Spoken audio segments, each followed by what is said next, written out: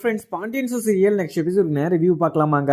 இங்கே கோமதியும் அரசியும் கோயிலுக்கு போயிட்டு வந்துக்கிட்டு இருக்காங்க. அங்கே பழனிவேலுமே வந்து கோமதி கிட்ட பேசுறதுக்காக போகிறாங்க. ஆனால் கோமதி அங்கே பழனிவேல் கிட்ட பேசுறதுக்கு விருப்பம் இல்லாத மாதிரி, எதுக்கு இங்கே வந்து பேசிக்கிட்டு இருக்க, இங்கே பொத்தி பொத்தி இங்கே விஷப்பாம்பை தான் என் வீட்டில் வளர்த்துக்கிட்டு இருக்கேன், அந்த பாவத்தை தொலைக்கிறதுக்கு தான் நான் கோயிலுக்கே போயிட்டு வந்திருக்கேன், அந்த புண்ணியத்தை நீ அசிங்கப்படுத்திடாத, என்கிட்ட நிற்கவே நிற்காது அப்படின்னு சொல்லிட்டு பழனிவேலை ரொம்பவே அசிங்கமாகவும் திட்டி அமுச்சிடுறாங்க கோமதி. இதை பார்த்த பழனிவேலும் ரொம்பவே வருத்தமாகவும், அக்கா நான் சொல்கிறத ஒரு நிமிஷம் கேளுங்க அப்படின்னு சொல்லிட்டு கெஞ்சியுமே அங்கே கோமதி எதுவுமே புரிஞ்சுக்காம அங்கே பழனிவேலை அமுச்சு விட்டுறாங்க.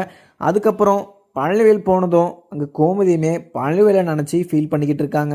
அவன் எங்கே இருந்தாலுமே ரொம்பவே நல்லா இருக்கணும், அவன் நல்லா இருந்தானா எனக்கு அதுவே போதும், அவன்கிட்ட பேசாதது எனக்கு மனசு ரொம்பவே கஷ்டமாக இருக்குது, ஆனால் நான் பேசாதது அவனுக்கு ரொம்பவே கஷ்டமாக தான் இருக்கும். ஆனால் என்ன பண்ணுறது, அவன் இது மாதிரி ஒரு தப்பு பண்ணுவான்னு சொல்லிட்டு நான் கூட கொஞ்சம் கூட எதிர்பார்க்கல. ஆனால் அவன் பக்கங்கிற நியாயத்தை சொல்கிறதுக்கு வரானோ என்னவோ எனக்கு கொஞ்சம் கூட புரியல. ஆனால் அவன் என்ன சொன்னாலுமே நான் கேட்குற நிலைமையில இப்போ இல்லை. அவன் மேலே எனக்கு ரொம்பவே கோபமாக இருக்குது. ஆனாலையும் அவன் இவ்வளோ தப்பு பண்ணாலுமே அவன் நல்லா இருக்கட்டும்னு சொல்லிட்டு தான் என் மனசு நினைக்குது அப்படின்னு சொல்லிட்டு கோமதியுமே அரசிக்கிட்ட சொல்லிக்கிட்டே நடந்து போயிட்டு இருக்காங்க. அதுக்கப்புறம் பாண்டியனும் கடையில் உக்காந்துக்கிட்டு ரெகுலராக கஸ்டமர் வந்துருக்கிற மாதிரி இன்றைக்கும் வந்துக்கிட்டு இருக்காங்க. அதுக்கப்புறம் சரவணனும் டெலிவரி இருக்குது அப்படின்னு சொல்லிட்டு வெளியுமே கிளம்பிடுறாங்க.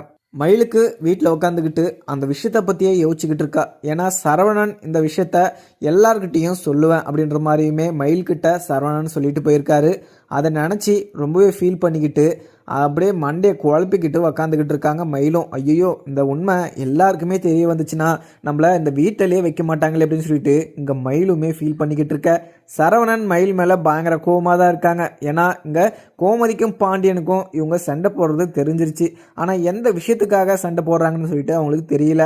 ஆனால் இங்கே மயில் என்ன சொல்கிறாங்கன்னா, சரி அத்தை, அவங்க என்னை சும்மாவே சந்தேகப்படுறாங்க, நான் அங்கே ப்ரெக்னெண்ட்டாக இருக்கேன் அப்படின்னு சொல்லிட்டு சொன்னபோது கூட அந்த விஷயம் நான் பொய் சொன்னேன்னா அதை வச்சு ஒரு சண்டை உருவாக்குறாரு, என்ன அடிச்சுக்கிட்டே இருக்காரு அப்படின்னு சொல்லிட்டு இங்கே பொய்யா சொல்லிக்கிட்டு இருக்காங்க மயிலுமே கோமதி கிட்ட. இதெல்லாம் கேட்டு சரவணனுக்கு பயங்கர கோபமாக தான் ஆகிடுது. ஒரு நாளைக்கு உன்னோட உண்மை எல்லாருக்குமே தெரிய வரும், அப்போ என்னோட கஷ்டம் என்னன்னு சொல்லிட்டு அவங்களுக்கே புரியும்னு சொல்லிட்டு சரவணன் மனசில் தான் நினச்சிக்கிட்டு இருக்காரு. ஆனால் அதுக்கும் மேலே இங்கே மயில் ரொம்பவே கோபமாக தான் அங்கே சரவணனுக்கு பிடிக்காத மாதிரியே நடந்துக்கிட்டு இருக்காங்க. அதை பார்த்த சரவணனும் இன்றைக்கி நான் கண்டிப்பாக மயில் பற்றின உண்மையை எல்லாருக்கிட்டையுமே சொல்லி மயிலை அந்த வீட்டிலேயே இருக்க விடக்கூடாது அப்படின்னு சொல்லிட்டு யோசிச்சுட்றாரு. அதுக்கப்புறம் கோமதியுமே வீட்டுக்கு போயிடுறாங்க, சமைச்சிக்கிட்டு இருக்காங்க. இன்றைக்கி நண்டு நல்லா பெருசாக மாட்டுச்சு, அதனால் இன்றைக்கி நண்டு தொக்கு பண்ணலாம் அப்படின்னு சொல்லிட்டு அங்கே அரசியும் கோமதியும் சமைச்சிக்கிட்டு இருக்காங்க. அங்கே மீனாவும் கால் பண்ணுறாங்க, என்ன சமையல் அப்படின்னு சொல்லிட்டு கேட்குறாங்க. அதெல்லாம் ஒன்றும் இல்லை மீனா, இன்றைக்கி சப்பாத்தி சட்னி மட்டன் சுக்கா இங்கே நண்டு தொக்குன்னு சொல்லிட்டு இதெல்லாம் இருக்குது அப்படின்ற மாதிரி சொல்கிறாங்க. உடனே இங்கே மீனாக்குமே அதை சாப்பிட்ணும் போல் ஆசையாகவும் இருக்குது. ஆனால் பக்கத்தில் செந்திலுமே இருக்கார். இங்கே செந்தில் இட்லியும் சட்னியும் சாப்பிட்டுக்கிட்டு இருக்காரு. அதை கேட்டதுமே அங்கே செந்திலுக்கும் இதை சாப்பிட்ணும் போல் ஆசை இருக்குது. ஆனால் அவர் ஈகோ அங்கே, நீ எதுவுமே கேட்காத மீனா, நீ பேசிட்டில்ல அவ்வளோதான் வச்சிரு, சாப்பாட்டுக்காகலாம் என்னோட ஈகோவை நான் விட்டு கொடுக்க முடியாதுன்னு சொல்லிட்டு செந்திலுமே எழுந்து ஆஃபீஸுக்குமே கிளம்பிடுறாரு. மீனாவும் ஆஃபீஸுக்கு கிளம்புறேன்னு சொல்லிட்டு ஒரு 10 நிமிஷம் முன்னாடியே போயிட்டு அங்கே கோமதி வீட்டில் உட்காந்து சாப்பிட்டுமே போகிறாங்க. ஏன்னா கோமதி சமைக்கிற சாப்பாடு மீனாக்கு ரொம்பவே பிடிக்கும். அங்கே அந்த சாப்பாடு மட்டுமான்னு கேட்டால் அது மட்டும் இல்லை, எல்லாருமே அங்கே இருக்கிறவங்க எல்லாருமே பார்த்தீங்கன்னா மீனாக்கு ரொம்பவே பிடிக்கும். அது பிடிச்சதுனால தான் இந்த வீட்டிலே இருக்கணும்னு சொல்லிட்டு ஆசைப்படுறாங்க. ஆனால் செந்தில் அதெல்லாம் புரிஞ்சிக்காம தனி கொடுத்தனம் தான் இருப்போம், அங்கே தான் எனக்கு நிம்மதியாக இருக்குது அப்படின்ற மாதிரி தனி கொடுத்தனமும் கூட்டிகிட்டு போயிட்டாங்க. அதுக்கப்புறம் நான் என்ன பேசியுமே புரோஜனம் இல்லைன்னு சொல்லிட்டு அங்கே மீனாவுமே வாயை பொத்திக்கிட்டு போயிட்டாங்க. அதுக்கப்புறம் இங்கே குமாரும் அரசியை மீட் பண்ணி நம்ம பேசணும் அப்படின்னு சொல்லிட்டு பார்த்தா, எப்போ மீட் பண்ணி நம்ம பேசுகிறோமோ அவங்க அண்ணனுங்க வந்து இதெல்லாம் கெடுத்து விட்டுடுறாங்க. நம்ம அரசி கூட சேர்றதுக்கு வேறு வழியே இல்லையா அப்படின்னு சொல்லிட்டு வெளியே உக்காந்துக்கிட்டு இருக்காங்க. அங்கே வாசலில் தண்ணி இறச்சிக்கிட்டு இருக்கிற அரசி தண்ணி இறச்சிக்கிட்டு இருக்காங்க. அதை பார்த்ததும் குமார் உடனே விசில் அடித்து அங்கே அரசியை கூப்பிட்றாங்க. அரசி, நம்ம லாங் டிரைவிங்னா போயிட்டு வரலாமா நீ நான் மட்டும் அப்படின்னு சொல்லிட்டு அங்கே அரசிக்கிட்ட குமார் கேட்கவும், உடனே எங்கள் அரசியும் எங்கள் அண்ணனுங்க இருக்காங்க கூப்பிடுறேன் அவங்களும் சேர்ந்து வரட்டும் கூப்பிட்டுமா அப்படின்னு சொல்லிட்டு அரசி கேட்குறாங்க. உடனே எங்கள் குமாரும் ஐயோ என் இதில் ட்ரிபிள்ஸ் எல்லாம் நான் ஓடுறதில்ல, நம்ம 2 பேருக்கே அதில் நேரம் இது இடம் சரியாக இருக்கும், நீ மட்டும் வரியா அப்படின்னு சொல்லிட்டு கேட்டுக்கிட்டு இருக்காங்க. வெளியே அப்பத்தா வந்து இதை பார்த்துட்டு, குமார் என்னடா வேலை பண்ணிக்கிட்டு இருக்க, ஏற்கனவே பண்ணி வச்ச வேலை போதாதா, திருப்பியும் எதனா பிரச்சனையை இழுத்து விடணும்னு சொல்லிட்டு பார்க்குறியா அப்படின்னு சொல்லிட்டு அங்கே அப்பத்தாவுமே குமார் அடித்து உள்ளேயுமே போக சொல்லிடுறாங்க. அரசியும் ரொம்பவே கோபமாகவும் கையில் இருக்கிற டப்பாவை தூக்கி போட்டுட்டு உள்ளே போயிடுறாங்க. அதுக்கப்புறம் அரசியுமே உள்ளே போயிட்டு அங்கே அம்மாவுக்கு நம்ம கொஞ்சம் ஹெல்ப் பண்ணலாம், அம்மாவுமே ரொம்பவே கஷ்டப்படுது, நம்ம சமையலுக்கு கொஞ்சம் நேரம் ஹெல்ப் பண்ணிட்டு வரலாம் அப்படின்னு சொல்லிட்டு அரசியுமே சமையல் செய்கிறதுக்கு போகிறாங்க. உடனே இங்கே பழனிவேலை நினச்சிக்கிட்டு ஃபீல் பண்ணிக்கிட்டு இருக்காங்க கோமதியும். இதை பார்த்த அரசி, அம்மா எதுக்குமா ஃபீல் பண்ணிக்கிட்டு இருக்கீங்க, அங்கே பழனிவேல் மாமா அவ்வளோ பெரிய தப்பு பண்ணிவிட்டு அவரே ஃபீல் பண்ணாத போது நீ எதுக்குமா அவங்கள நினச்சி நீ ஃபீல் பண்ணிக்கிட்டு இருக்க, அவங்க இது மாதிரி ஒரு தப்பு செஞ்சதுக்கு ஒரு நாள் பலன் அனுபவிச்சே ஆகணும் அப்படின்னு சொல்லிட்டு அரசியுமே சமாதானப்படுத்திக்கிட்டு இருக்காங்க கோமதியை. அதுக்கப்புறம் இங்கே வேலையும் முடிஞ்சு சரவணனும் பாண்டியனுமே வீட்டுக்கு வந்துடுறாங்க. வீட்டுக்கு வந்து ரொம்பவே கோபமாகவும் சரவணன் உள்ளே போகிறாங்க. மயில் உக்காந்துக்கிட்டு அழுதுகிட்டு இருக்காங்க. எங்கள் இந்த விஷயத்த யாருக்கிட்டையுமே சொல்லிடாதீங்க ப்ளீஸுங்க அப்படின்னு சொல்லிட்டு கெஞ்சிக்கிட்டு இருக்காங்க.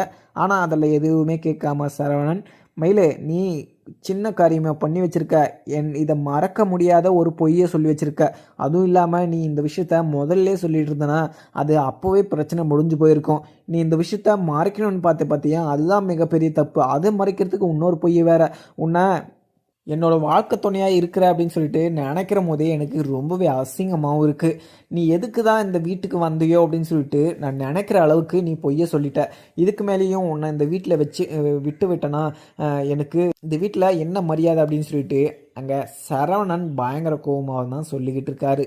இதை கேட்டால் மயிலுமே, இனிமே நான் எந்த தப்பும் பண்ண மாட்டேன், எந்த பொய்யுமே சொல்ல மாட்டேன், என்னை மன்னிச்சுக்கோங்க அப்படின்னு சொல்லிட்டு காலில் பிடிச்சி கேட்டுக்கிட்டு இருக்காங்க மயிலுமே. இதை கேட்டு சரவணனுக்கு கொஞ்சம் கூட அங்கே மயில் மேலே பாவம் இல்லாமல், நான் உன்னோட விஷயத்த எல்லாமே அப்பாக்கிட்டேயும் அம்மாக்கிட்டேயும் சொல்ல தான் போகிறேன் அப்படின்னு சொல்லிட்டு சொல்லிக்கிட்டு இருக்காங்க. உள்ள என்னடா சவுண்டு அப்படின்னு சொல்லிட்டு கோமதியுமே கதவை தட்டுறாங்க சரவணன் கூட்டு. அதுக்கப்புறம் அம்மா இது என்னம்மா அப்படின்னு சொல்லிட்டு கேட்குறாங்க. என்னடா உள்ள சவுண்டு, கொஞ்சம் வெளியே வா அப்படின்னு சொல்லிட்டு இங்கே கோமதி கூப்பிடுறாங்க. அதுக்கப்புறம் சரவணனும் வெளியே போயிட்டு, அம்மா என்னம்மா அப்படின்னு சொல்லிட்டு, உள்ள என்னடா சவுண்டு, அம்மா எதுவும் இல்லைம்மா அப்படின்னு சொல்லிட்டு சொல்லிட்டுறாங்க. உடனே மயில் வெளியே வந்து, அம்மா அத்தை என்ன அடிச்சுக்கிட்டே இருக்கார், அத்தை என்ன எங்கிட்ட ரொம்பவே கோபமாகவும் ட்ரீட் பண்ணிக்கிட்டு இருக்காரு, இந்த வீட்டில் இருக்கிறதுக்கு எனக்கு சுத்தமாக பிடிக்கல அத்தை, நான் எங்கள் அம்மா வீட்டுக்கே போய்ட்றேன் அப்படின்னு சொல்லிட்டு இங்கே ட்ராமா ஆடிக்கிட்டு இருக்காங்க மயிலுமே. அதுக்கப்புறம் எவ்வளவோ பொறுத்து போயிட்டாரு சரவணனும். அங்கே இங்கே மயில் சொல்கிற பொய்யை கேட்டுட்டு சரவணனுக்கு பயங்கர கோபமாக இருக்குது. மயிலே வாயை மூடிக்கிட்டு இருக்கியா, நான் உன்னோட உண்மையை இப்போ எல்லார்கிட்டையுமே சொல்கிறேன், அதுக்கப்புறம் அவங்க கோவப்படுறாங்களா, நீ உங்கள் அம்மா வீட்டுக்கே சந்தோஷமாக இரு அனுப்பிச்சி விடுவாங்க, அவங்கக்கிட்ட எல்லார்கிட்டையுமே நான் இந்த உண்மையை சொல்கிறேன் அப்படின்னு சொல்லிட்டு சரவணனும், அம்மா அவள் காலேஜ் படிச்சுன்னு சொன்னால அதுவுமே போய் அப்படின்னு சொல்லிட்டு சொன்னதும் இங்கே பாண்டியனுமே அங்கே உக்காந்துக்கிட்டு இருக்காரு. இது காதலை கேட்ட உடனே பாண்டியனுக்கும் கோமதிக்கும் பயங்கர அதிர்ச்சியாகவும் இருக்குது.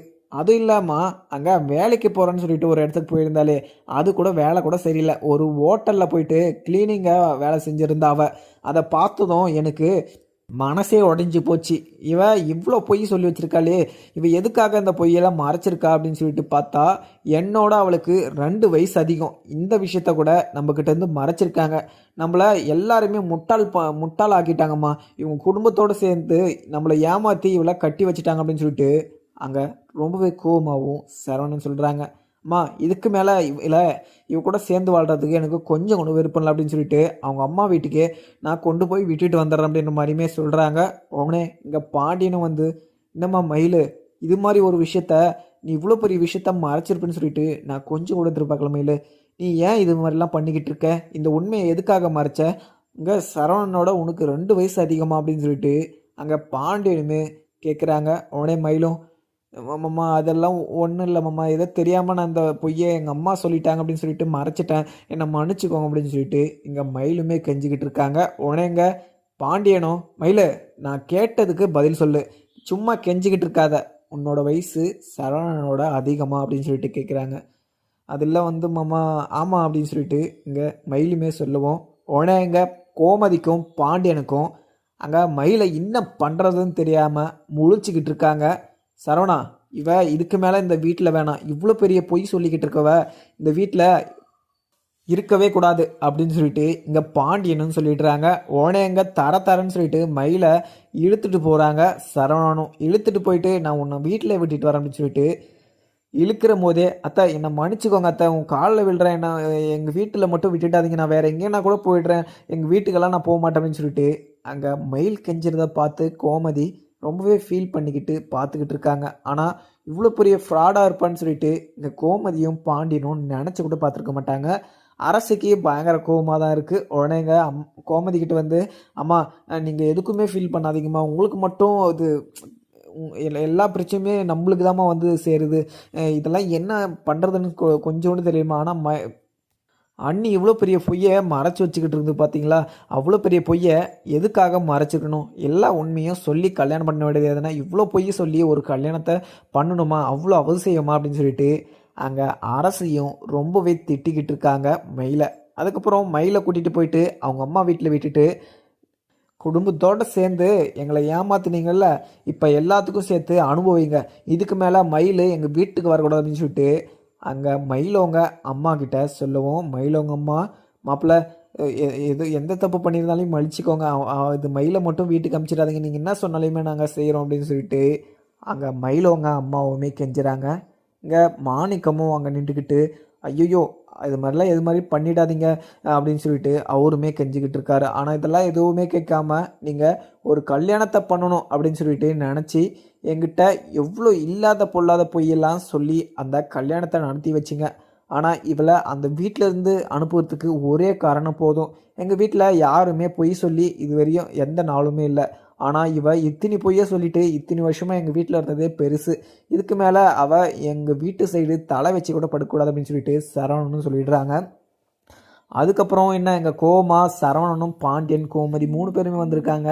ஏன்னா இவங்க இது மாதிரி எடுத்ததுக்கு காரணமே மயில் இவ்வளோ பெரிய உண்மையை மறைச்சி வச்சுருக்கேன் அப்படின்னு சொல்லிட்டு சொன்னதுனால தான்.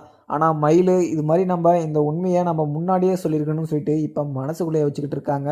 ஆனால் இந்த விஷயத்த முன்னாடியே அவங்க சொல்லிட்டு இருந்தாங்கன்னா இது எந்த பிரச்சனையுமே ஆயிருக்காது. ஆனால் இந்த கல்யாணம் நடக்கணும் வைத்தியர் சொன்னார் அப்படின்னு சொல்லிட்டு இந்த கல்யாணத்தை பண்ணி வச்சுட்டாங்க. கடைசியில் இங்கே மயில் தான் அவஸ்தைப்பட்டு இருக்காங்க. இங்கே மயில் அவங்க அம்மாவுமே ரொம்பவே இந்த கல்யாணம் நடக்கணும்னு சொல்லிட்டு தீவிரமாக நிறைய பொய்யுமே அந்த நகை விஷயத்துலேயே அந்த காலேஜில் படித்த விஷயம் எல்லா விஷயத்துலையுமே பொய் சொல்லி அங்கே மயிலோட வாழ்க்கையை நாசம் பண்ணிட்டாங்க. அதுக்கப்புறம் மயிலை நினச்சி ஃபீல் பண்ணி என்ன பிரயோஜனம் அப்படிலாம் நினச்சி அங்கே ரொம்பவே கோபமாகவும் இங்கே சரவணனும் பாண்டியனும் சொல்லிட்டு அங்கேருந்து கிளம்பிடுறாங்க. அதுக்கப்புறம் இங்கே எவ்வளவோ கேட்டு பார்க்குறாங்க. அங்கே பாண்டியனும் கோமதி சரவணன் 3 பேருமே நிற்காம அங்கே வண்டியை எடுத்துகிட்டு கிளம்பிடுறாங்க. இங்கே மயிலவங்க அம்மாவுமே அங்கே மயில்கிட்ட, மயிலை நீ எதுக்குமே ஃபீல் பண்ணாத, இங்கே இருந்தனா எங்கள் இந்த தெருவை இருக்க பொம்பளைங்க எல்லாமே வந்து கல்யாணம் ஆகி அத்து கழித்து விட்டுட்டு போயிட்டாங்கன்னு சொல்லிட்டு என்ன அசிங்கமாக பேசுவாங்க, நீ இங்கே இருக்காத வேறு எங்கேனா போயிட்டு வேலை செஞ்சு நீ பொழைச்சிக்கோ அப்படின்னு சொல்லிட்டு அவங்க அம்மாவே மூஞ்சில் அடித்த மாதிரி சொல்லிட்டுறாங்க. இதை கேட்டால் மயிலுக்கு கொஞ்சம் வருத்தமாக தான் இருக்குது. அம்மா நான் அங்கேருந்து கிளம்பும் போதே எனக்கு தெரியும் என்ன இந்த வீட்டில் வைக்க மாட்டீங்க அப்படின்னு சொல்லிட்டு, நானே கிளம்பிடுறேம்மா, எனக்கு இங்கே இருக்கிறதுக்கு எனக்குமே பிடிக்கல, அவங்க கூட சேர்ந்து வாழறதுக்கு இப்போ எனக்கு தகுதி இல்லைனா நான் எதுக்கு இருக்கணும் அப்படின்னு சொல்லிட்டு நான் எங்கேயோ ஒன்று போகிறேன் அப்படின்னு சொல்லிட்டு மயில் அங்கேருந்து கிளம்பிடுறாங்க. அதுக்கப்புறம் மாணிக்கமும் இதம்மா மயில் நீ இங்கே இருக்கலாம், உனக்கு என்ன வேணுமோ நான் செய்கிறேன், அவங்க இந்த ஊராளங்க என்ன பேசினாலுமே பரவாயில்ல, இந்த வீட்லேயே நீ கடைசி வரைக்கும் இருக்கலாம் அப்படின்னு சொல்லிட்டு அங்கே மாணிக்கமும் சொல்கிறாங்க.